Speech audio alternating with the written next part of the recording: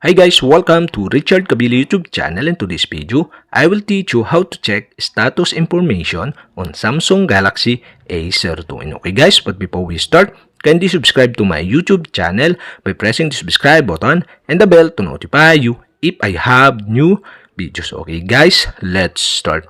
So okay guys, all you have to do is go to setting in your Samsung Galaxy A02. In settings, scroll down and go to about phone. Okay, you can see below the about phone. Okay, tap this. Here in about phone, okay, you can see the status information. Okay, you'll have to do is tap this to show the status information of your Samsung Galaxy A02.